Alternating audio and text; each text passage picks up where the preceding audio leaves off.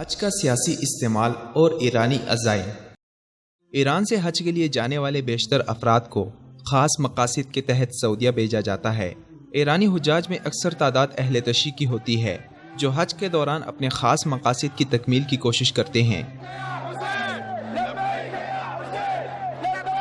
ایرانی ملائی نظام کے سربراہان حج کو سیاسی مقاصد میں بدلنے کے لیے باقاعدہ منصوبہ سازی کے تحت تربیت یافتہ افراد کو بھیجتے ہیں جو حج کے اجتماع میں دنیا بھر سے آئے لاکھوں فرزندان توحید کے سامنے ایرانی انقلاب کے بعد گھڑے گئے فرقہ وارانہ نظریات اور بدعات و خرافات کا اظہار کرتے ہیں۔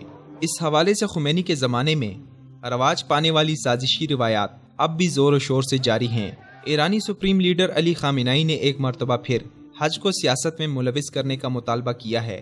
خامنہئی کی ذاتی ویب سائٹ کے مطابق خامنہئی نے اتوار 30 جولائی 2017 کو حج کے امور سے متعلق متعدد ایرانی ذمہ داران سے خطاب کرتے ہوئے کہا کہ حج سب سے بڑا سماجی موقع ہوتا ہے تاکہ امت مسلمہ کے عقیدے کا اظہار کیا جائے۔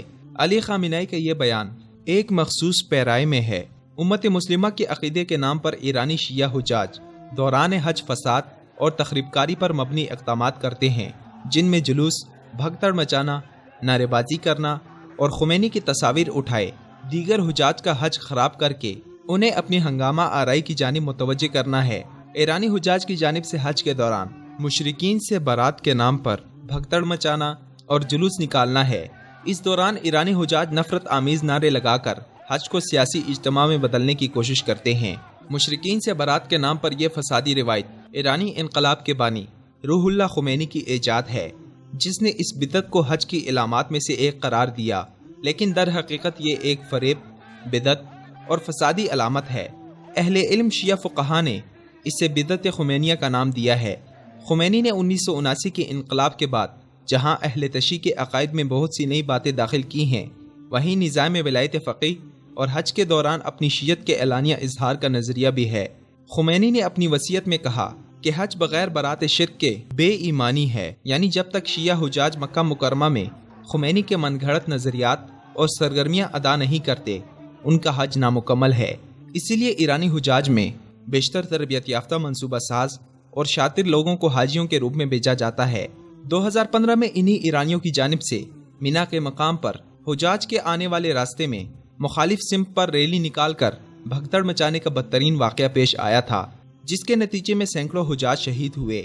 اس کے علاوہ 1987 میں ایرانی حجاج کے روپ میں آئے دہشت گردوں نے خانہ کعبہ پر دھاوا بول دیا۔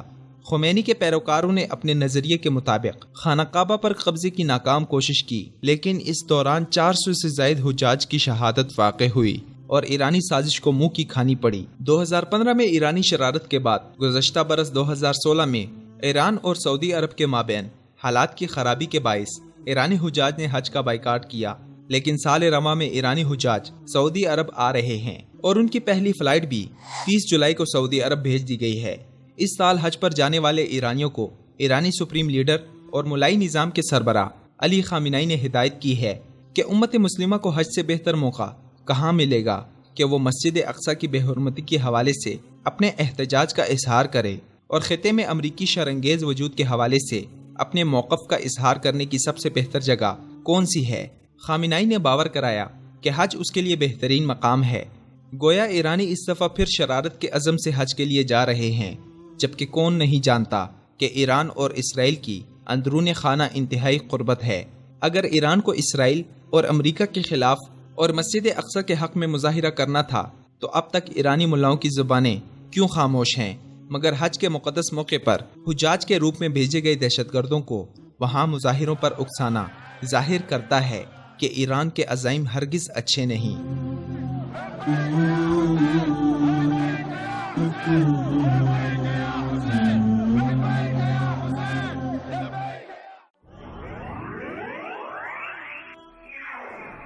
وصال اردو۔ اندھیری رات میں ایک روشن چراغ۔